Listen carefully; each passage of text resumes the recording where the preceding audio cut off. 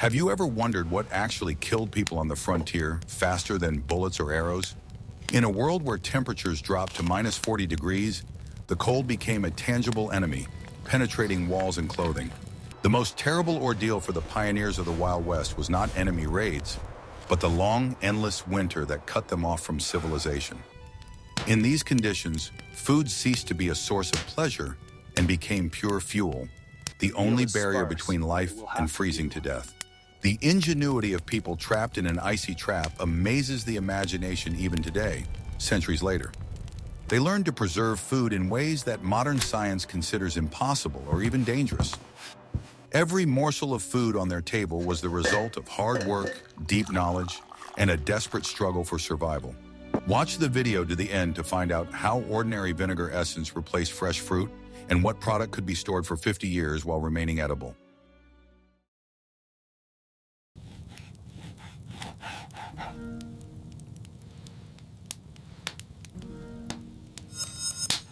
Want to know a secret that will change your life and your perception of calories?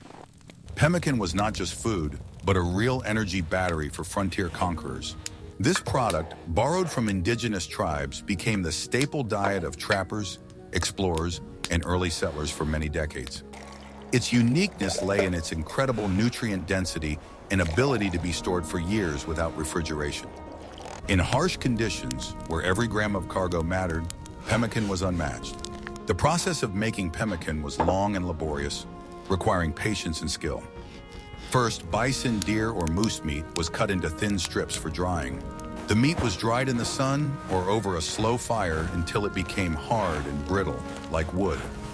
After that, the dried pieces were ground into powder using stones or wooden mortars. This meat dust became the basis of the future mixture, ready for long-term storage. The next step was to add fat, which served as the main preservative and source of energy. Melted internal fat was mixed with meat powder in a 1-to-1 ratio. The fat coated each particle of meat, blocking access to oxygen and bacteria, which prevented spoilage. Dried berries such as black chokeberries or cranberries were often added to the mixture. This not only improved the taste, but also added essential vitamins. The resulting mass was packed into leather bags and tightly compacted to remove all excess air. In this form, pemmican could be stored for decades without losing its nutritional properties. Historians have found pemmican supplies made half a century ago that were still edible. For a traveler, 1 pound of pemmican replaced several pounds of fresh meat. This allowed people to make long journeys across mountains and plains. Pemmican could be eaten dry on the go, which was convenient during a chase or reconnaissance. But most often it was used as a base for a thick soup, added to boiling water. The fat melted, forming a rich broth, and the meat and berries swelled, turning into a hearty dish. 1 bowl of this stew could sustain an adult man for a whole day of hard work. It was the perfect solution for winter camps, where firewood was also in short supply. The pemmican trade became an important part of the early frontier economy, connecting tribes and trading companies. Bags of this product served as a kind of currency at trading posts along the Missouri River. Fur companies bought it by the ton to supply their remote forts and expeditions. Without pemmican, the exploration of the Northern Territories in Canada would have been much slower. It was a strategic resource, and real conflicts sometimes broke out over control of it. The taste of pemmican was peculiar and unfamiliar to the European palate, accustomed to bread and salted meat. Many described it as a mixture of fat and sawdust, but hunger quickly changed perceptions. In conditions of 40-degree frost, fatty foods became the most desirable in the world. The body required a tremendous amount of energy to keep warm, and pemmican provided it in abundance. It was the taste of pure survival, devoid of sophistication, but life-giving. Some variations of the recipe included the addition of sugar or nuts, if available. However, the classic recipe remained unchanged for centuries, proving its effectiveness. It was an example of man's perfect adaptation to the environment and available resources. Settlers quickly adopted this technology, making pemmican from their livestock. It became an insurance policy in case of crop failure or a particularly harsh winter. Today, we are used to energy bars and freeze-dried products in attractive packaging. But no modern product can compare to pemmican in terms of weight and nutritional value. It was the first real superfood in history, created not in a laboratory, but in a wigwam. Its history reminds us of how important the knowledge and experience of indigenous peoples were for the survival of newcomers. Without this simple but ingenious invention, the map of America might look very different. Would you dare to try a product made using a 200-year-old technology? Please tell us what you think about this. Every opinion is valuable.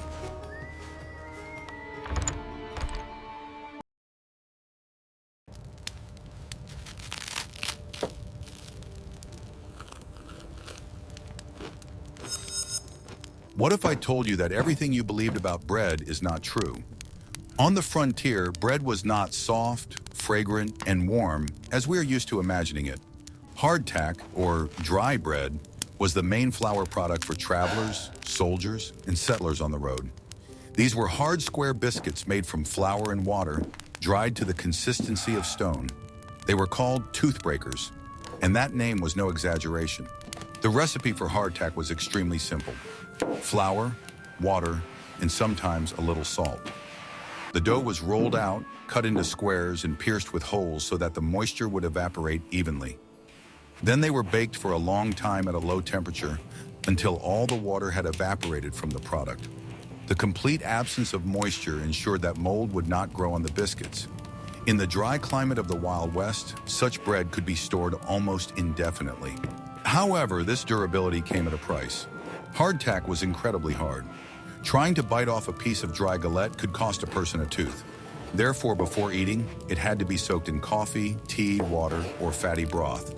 The liquid softened the structure, turning the rock into something edible. Hardtack was often crushed with a hammer or rifle butt to add the crumbs to soup as a thickener. One of the main problems with hardtack, despite its dryness, was insects. Old supplies often attracted weevils or worms, which penetrated even tightly closed barrels. Settlers took a philosophical view of this, calling the bugs extra meat. In the darkness of dinner by the campfire, many preferred not to look too closely at their food. The more squeamish threw the biscuits into hot coffee. The bugs floated to the surface and could be scooped out with a spoon. Despite all its shortcomings, hardtack was indispensable during long winter journeys. It was light, compact, and provided the necessary amount of carbohydrates for work. A bag of biscuits was not afraid of frost, heat, or rough handling during transportation. For many families caught in a blizzard on the road, these tasteless squares were the only salvation from starvation. It was food of despair, but it served its purpose. Hardtack was often fried in a pan in lard to give it at least some flavor and softness. This dish was called hellfire because of its hardness and greasiness. Sometimes the softened biscuits were mixed with brown sugar or molasses to create a dessert of sorts. The settlers showed remarkable ingenuity in their attempts to diversify this monotonous menu. Even the smell of fried hardtack evoked memories of home and comfort. The history of this product has its roots in sea voyages, but it has taken root just as firmly on land. During the Civil War, soldiers ate it for years, and many veterans brought their habit of eating hardtack to the West. It became a symbol of a harsh life, devoid of comfort and excess. Every migrant wagon had a box of these biscuits. Hardtack was produced industrially and supplied to forts and stores, but many housewives baked it themselves before the long winter, knowing that flour could get damp, but biscuits could not. It was a strategic reserve for a rainy day, which came too often on the frontier. A supply of hardtack gave families confidence that they would not starve, even if all the roads were blocked. Over time, as supplies improved and mills were built, hardtack gave way to normal bread. But in remote huts and on trappers' trails, it remained the king of the table for a very long time. It was a symbol of the resilience and unpretentiousness of the people of that era. Its hardness matched the character of those who conquered these wild lands. Do you think modern people could survive on such a diet for several months? In the next chapter, you will learn about a product that was not just food, but a real pet for the tough, bearded men.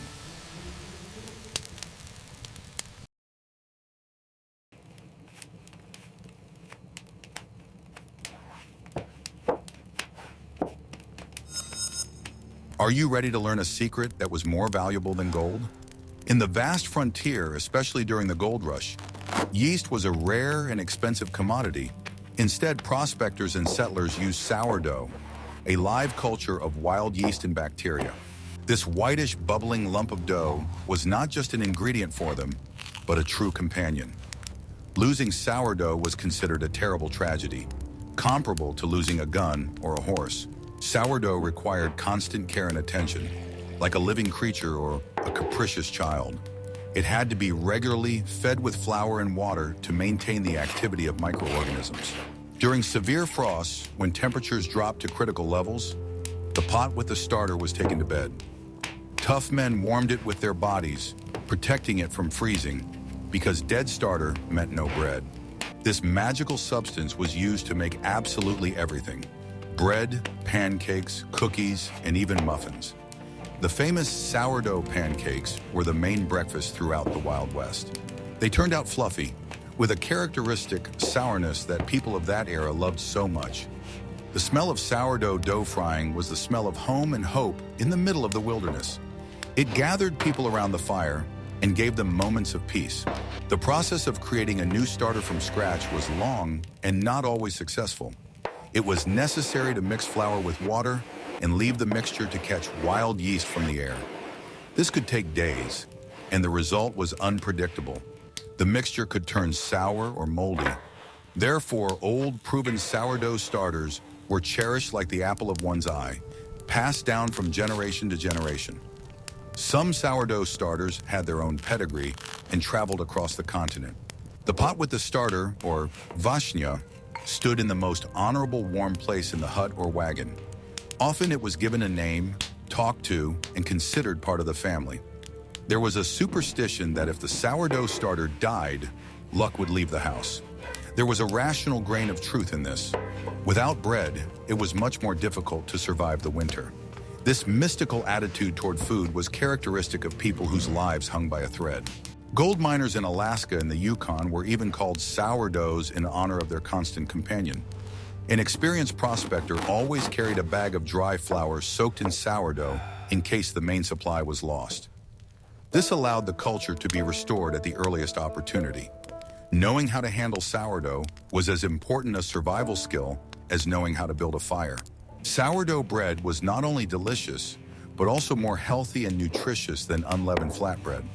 The fermentation process made the grain more digestible and enriched it with vitamins. In conditions of a meager diet, this played a huge role in maintaining health. The acidic environment also prevented the growth of harmful bacteria in the dough itself. Settler families exchanged sourdough starters as gifts, strengthening social ties. If their neighbor's culture died, they would always share theirs. It was an act of mutual aid, without which survival on the frontier of civilization would have been impossible. A friend is known in trouble and in sourdough, as that's what people of that time might have said. Even today, in the age of dry yeast, sourdough bread is considered a delicacy. But back then, it was a harsh necessity, the only way to get fluffy baked goods. The history of sourdough is the story of how humans tamed the invisible world of microbes for their own salvation. It is an example of the amazing symbiosis between humans and nature. Like this, if you love the smell of freshly baked bread,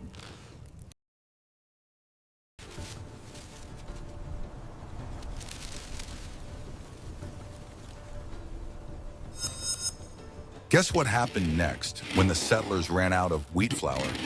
They turned to the experience of the indigenous peoples and their main treasure, corn.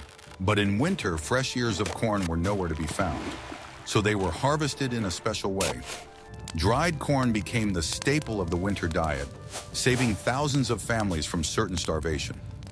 It was a product that was not affected by time or cold. The harvesting process began in the fall, when the ears reached full maturity. The kernels were separated or dried directly on the ears, hanging them in garlands under the roofs of houses. The sun and dry wind did their job, turning the juicy kernels into hard stones. In this form, corn could be stored in barns for years without attracting rodents as much as soft grain. It was the farmer's golden reserve. One of the most popular dishes made from such corn was pinole, a powder made from roasted kernels. The corn was first roasted over a fire and then ground into flour, sometimes with sugar or spices added. This powder was incredibly light and nutritious. Travelers would take a bag of pinole with them, mixing it with water on the go. It was a kind of instant drink that gave an instant boost of energy. Another way to consume it was to soak the dry kernels in an alkaline solution made from wood ash. This process, called nixtamalization, softened the hard shell and made the nutrients available. The resulting mass was used to make dough for tortillas or to cook a hearty porridge called hominy. Without alkali treatment, eating only corn could lead to pellagra, a dangerous disease. The Indians had known this secret for centuries, and the settlers quickly adopted it. Corn porridge, or mash, was the cheapest and most accessible dish for breakfast, lunch, and dinner. It was cooked in water or milk, if available, and eaten hot to keep warm. Leftover porridge was not thrown away. It was cooled, sliced, and fried in lard. Fried corn porridge was a real treat for frontier children. It kept them feeling full for hours. Dried corn was also used to make soups with meat or beans. It absorbed flavors and fat perfectly, making the dish thick and rich. In conditions of vegetable shortage, corn became the main source of fiber and carbohydrates. It was a universal stomach filler when there was little other food. Its ease of storage made it an ideal product for isolated farms. Interestingly, different varieties of corn had different uses. There was corn for flour, for popcorn, yes, they ate it back then too, and for feeding livestock. But in times of famine, people were not picky and ate whatever they could preserve. The ability to grow and preserve a corn crop was the key to a family's survival. Losing the harvest meant certain death or having to leave the land. Corn also served as fuel. Dry cobs without kernels burned well, giving off heat. In the treeless prairies where firewood was worth its weight in gold, this was critically important. Thus, one plant provided people with both food and warmth. It was a true gift of nature, used to its fullest potential. The culture of corn consumption united people of different nationalities on the frontier. Irish, Germans, Scandinavians, all learned to cook local dishes, forgetting their traditions for the sake of survival. Cornbread became a symbol of the American South and West, a unifying factor. It was a food of equality, accessible to both the poor and the rich. The colorful garlands of dried corn hanging from the ceiling were not decorations, but a promise of life. They reminded people of summer and sunshine on the darkest days of winter. This simple product embodied the wisdom of generations who had lived on this land. What other product do you think could be stored for years without refrigeration while remaining a source of vital fats? In the next chapter, we will talk about the fuel that people consumed internally.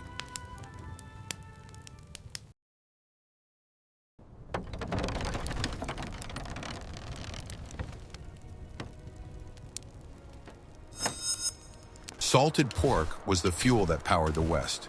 In the era before refrigerators, salt was the only reliable way to preserve meat for long periods of time.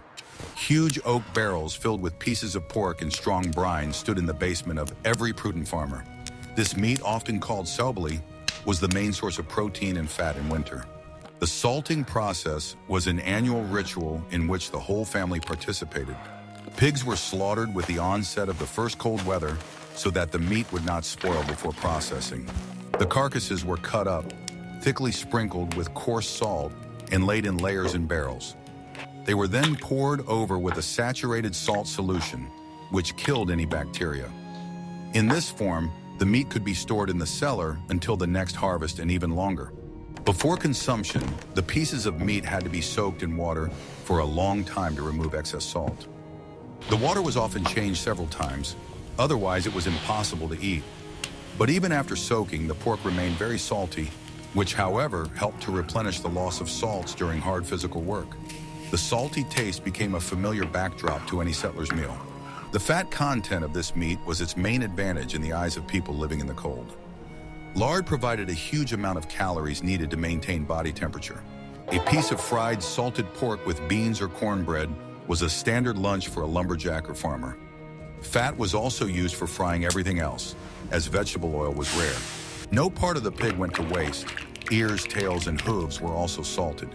They were used to make thick jellies and soups that solidified in the cold. It was a waste-free production process dictated by necessity and respect for resources. The only thing not used in a pig is its squeal, farmers of that time used to say. Barrels of salted pork were taken along on long journeys in wagons. It was a heavy but necessary load, guaranteeing sustenance on the road. During stops, the smell of fried bacon spread for miles around, attracting wild animals. Guarding the provisions was an important task for the night watchman. Salted pork was often used as currency or barter. It was used to pay for work in exchange for flour, tools, or gunpowder. Well-salted meat was highly valued, as poor quality salting could spoil an entire barrel. The skill of preserving meat determined the status of the hostess in the community. In the hardest times, when other foods ran out, people ate simply fried lard with bread. It was heavy on the stomach, but it was life-saving food. It gave them the strength to chop wood, clear snow, and tend to livestock in the bitter cold. Without animal fat, it would have been impossible to survive in the climate of the Great Plains. Despite the monotony, people found ways to diversify pork dishes. They stewed it with dried apples, added it to porridge, and baked it with molasses.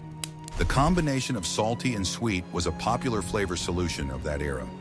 It helped to brighten up the meager winter diet. Salted pork became a symbol of satiety and prosperity. A full barrel in the cellar meant that the family would survive the winter without loss. It was confidence in the future, materialized in the form of salted pieces of meat and lard.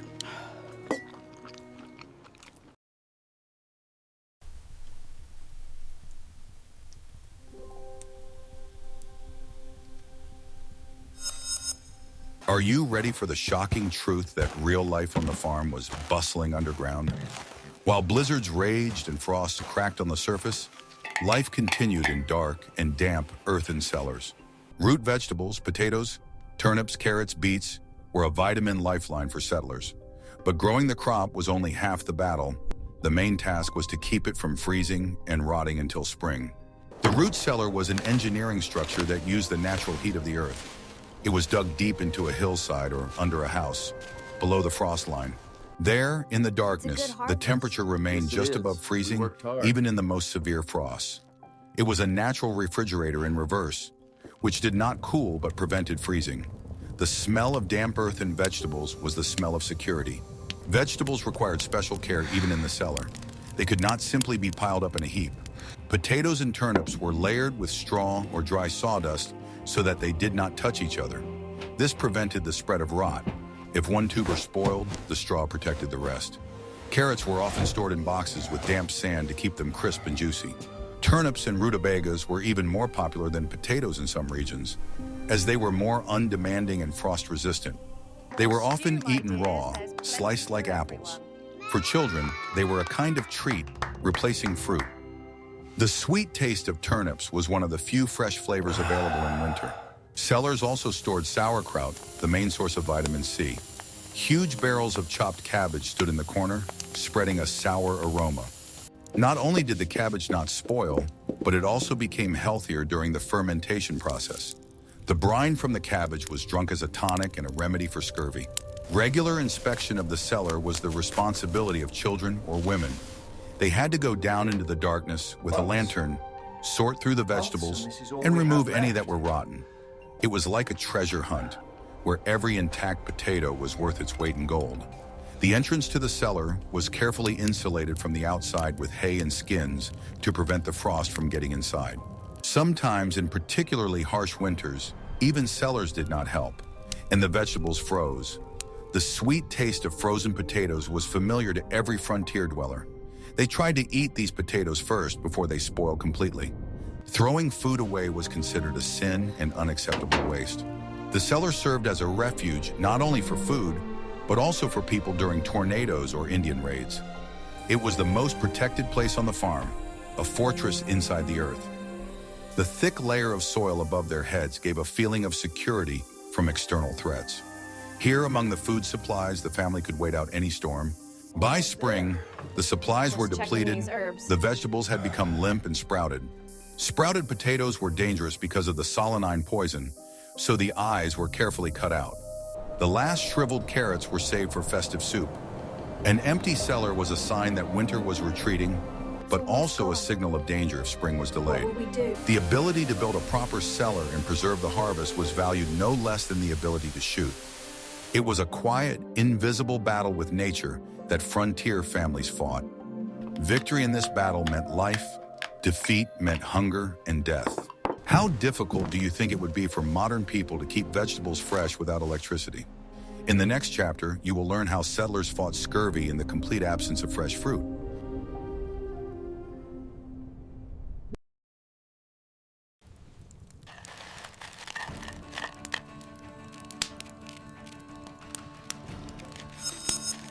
Fruit in the Wild West was a luxury available only for a short time in summer and early fall. To preserve this invaluable source of vitamins, settlers used a drying method that turned juicy fruits into something resembling leather. Apples, peaches, and apricots were cut into slices and laid out on roofs, on clean sheets, or strung on threads. Under the hot sun, the moisture evaporated, leaving behind concentrated flavor and nutrients. The resulting product was called fruit leather, or simply dried fruit. It was hard, dark, and unattractive in appearance, but it retained the aroma of summer. Bags of dried apples were hung from ceiling beams to keep mice away. This was a strategic reserve for combating scurvy, a disease that causes weakness and tooth loss. In winter, dried fruit required lengthy preparation before consumption. It was soaked in water overnight to make it swell and soften. This water was never poured away. It was turned into a sweet compote, which was drunk with great pleasure. The rehydrated fruit was used as a filling for pies, the famous fried pies, crescent-shaped pies fried in oil. Dried fruit pies were the main dessert of winter and an important morale booster. The sweet dish lifted spirits, reminding people that life was not all struggle. Housewives managed to make delicious fillings by adding spices if they had them, or honey. The smell of a baking apple pie could turn a poor dugout into a real home. Sometimes the fruit was mashed into a puree before drying, creating thin sheets of fruit leather. It was a favorite treat for children, which could be chewed for a long time, prolonging the pleasure. Fruit leather was convenient to carry in your pocket as a snack. It did not stain your hands and did not spoil in the heat or cold. The trade in dried fruit was widespread throughout the frontier. It was brought in from the southern states in exchange for furs or tools. A pound of dried peaches could cost a fortune in a remote mining village. It was not just a food product, but a reminder of civilization and comfort. The absence of dried fruit in the diet quickly affected health. Settlers knew the symptoms of vitamin deficiency and tried to give their children at least a piece of dried apple every day. It was a kind of medicine that was taken as a preventive measure. Even fruit pits were not thrown away, as people tried to plant them in the spring and grow their own trees. On expeditions, dried fruit was mixed with pemmican or eaten on its own. It helped to regulate digestion, which was upset by a monotonous diet of meat and flour. The acid it contained was refreshing and quenched thirst. It was a small celebration of taste among bland and salty food. Over time, when railroads appeared, canned fruit became available. But drying remained popular for a long time because of its cheapness and reliability. Many families continued to dry apples the old-fashioned way, even in the 20th century. The taste of schnapps, a soup made from dried fruit, remained in the memory of many generations. Dried fruit was a symbol of hope and foresight. Those who spent time in the summer cutting and drying fruit were rewarded in the winter with the health of their families. It was a vivid lesson in how the work done today saves lives tomorrow.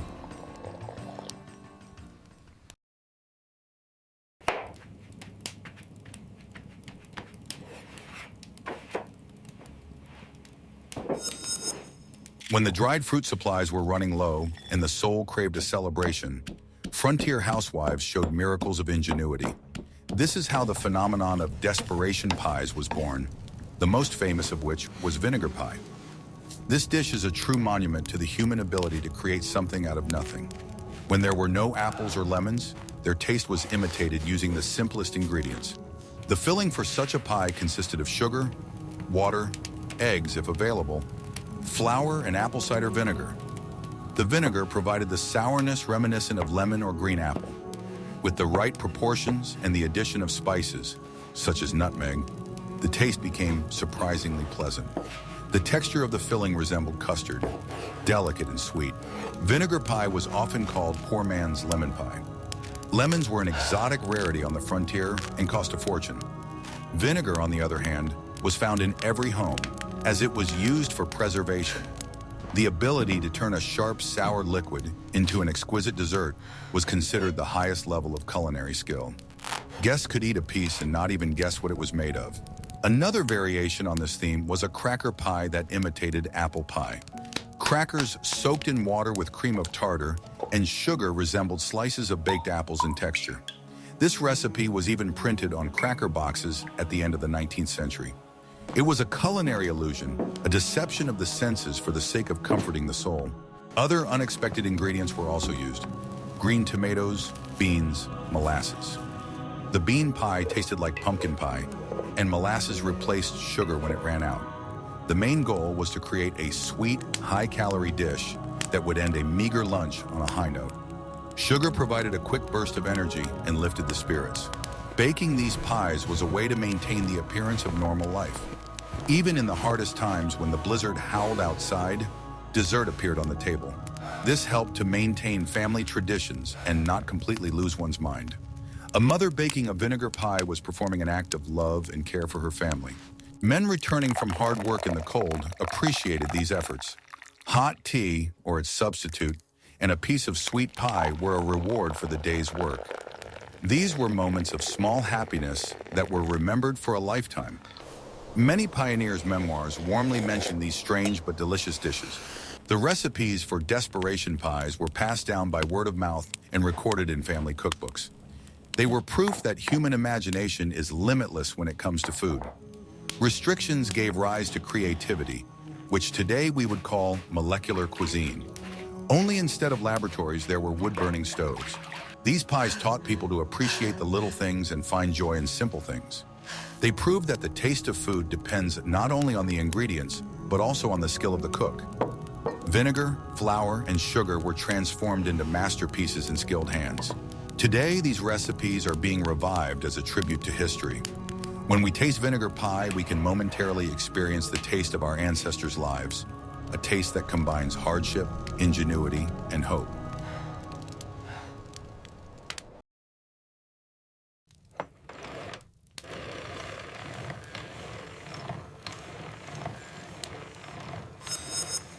Coffee in the Wild West was more than just a drink. It was a liquid religion, a necessity, and a symbol of civilization. For people surrounded by deserts, frost, and endless plains, a cup of hot coffee was a reminder of home and orderly life. It lifted spirits and helped clear the mind before a hard day's work. For many cowboys, coffee was the first thing they did in the morning. Its significance went far beyond taste. It was a ritual that provided stability amid chaos. The hot black liquid helped them warm up, perk up, and survive long hours in the saddle or in the cold. The warmth of the drink penetrated the body, restoring strength after a cold night.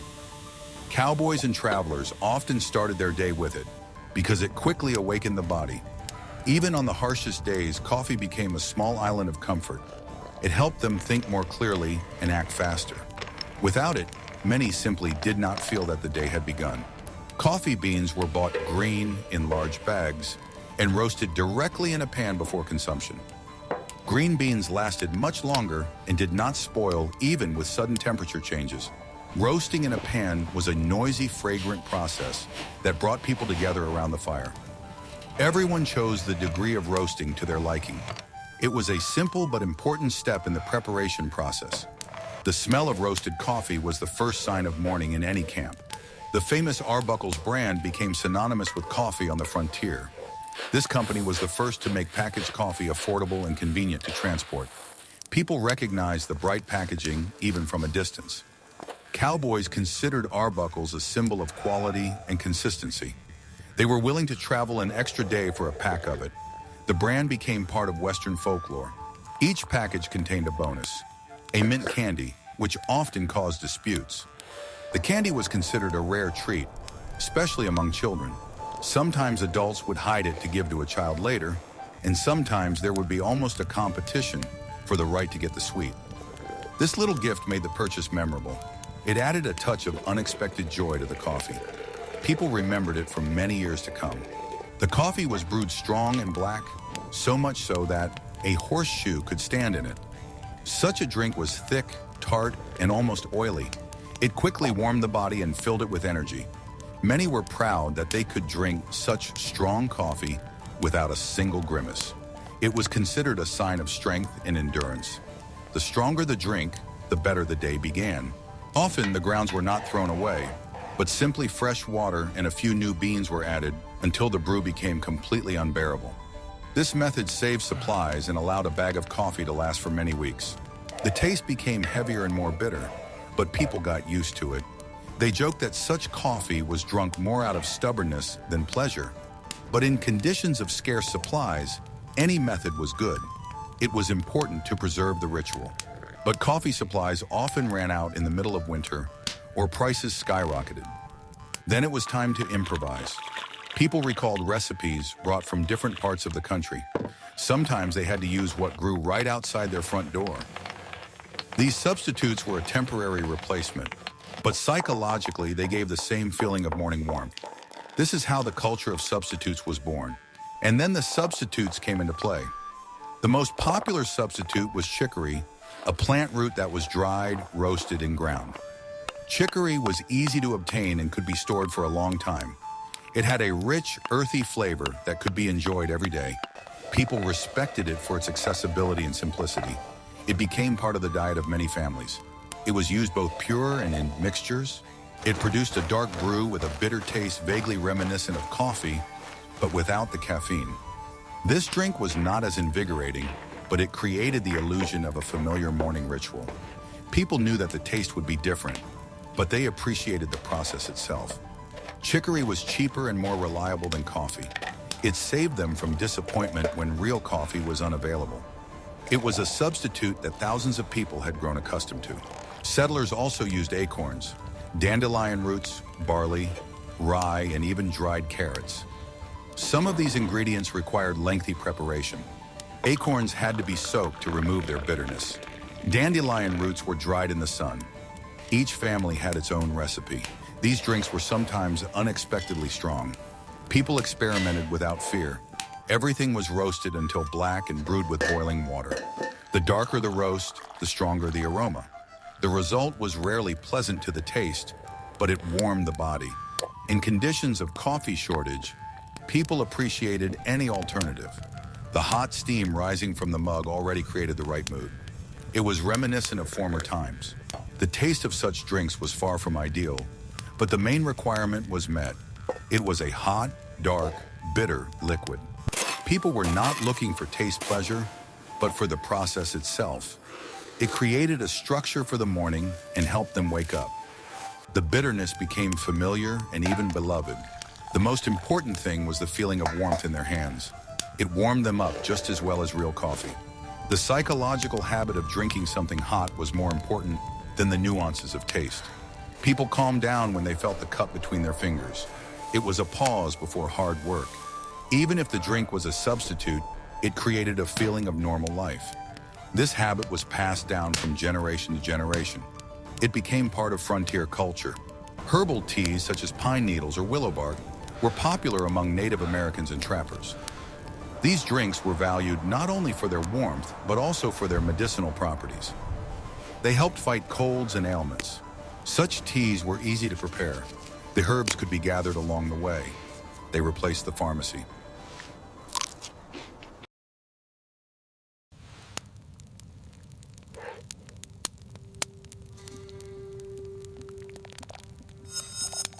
Sometimes winter proved stronger than any preparation.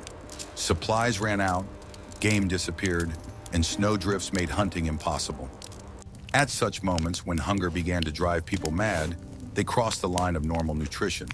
They began to eat what in normal life was considered garbage or inedible items. These were terrible chapters in the history of survival, which people tried not to remember. The first thing to go into the pot was animal skins, which were used as rugs or capes. The rawhide was boiled in water for a long time until it turned into a sticky, gelatinous mass. It had little nutritional value, but it filled the stomach and fooled the feeling of hunger.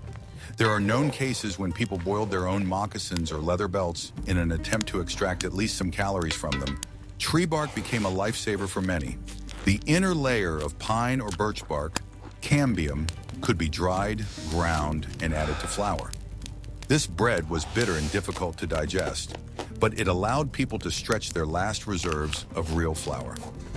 Bark was also boiled as noodles. Native Americans had long known this method, and white people learned it from them in moments of desperation. Lichens and moss, especially deer moss, were also used for food. They had to be soaked in alkali for a long time to remove bitterness and toxins. The resulting substance resembled tasteless jelly.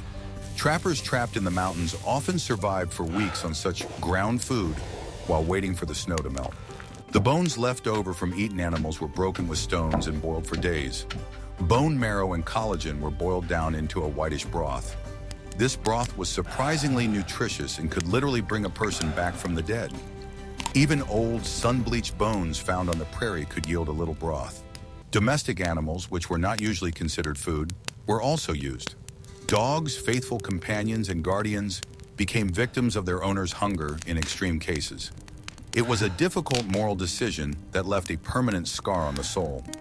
Horses and mules were eaten much earlier, as soon as their feed ran out. Candles made from beef or deer fat, lard, were also eaten.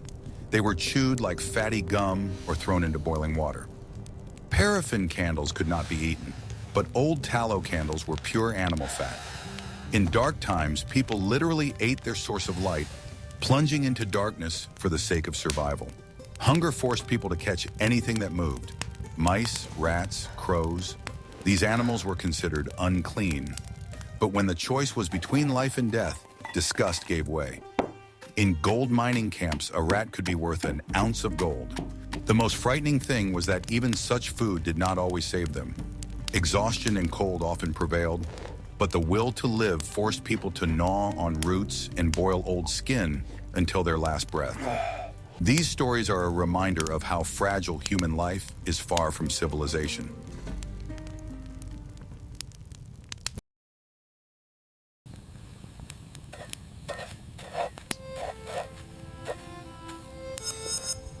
The history of frontier settlement is not only about shootouts and gold rushes, but also about the daily struggle for survival at the dinner table. The foods we have discussed were a shield that protected fragile human life from the mercilessness of nature. Pemmican, hardtack, sourdough, these simple names hide thousands of saved lives and destinies. They show us that our ancestors possessed incredible resilience and wisdom, knowing how to find resources where there seemed to be none. Today, when we open a full refrigerator, it is difficult to imagine what it is like to rejoice over a piece of tough, salty meat or a vinegar pie. But this experience is embedded in our cultural memory. It teaches us to appreciate comfort, but to be prepared for hardship. What other topics related to the daily life of pioneers or Native Americans would you be interested in? Perhaps medicine in the Wild West or building houses out of sod? Share your ideas in the comments and we will definitely make a video about it. Don't forget to subscribe to the channel so you don't miss out on new journeys into history.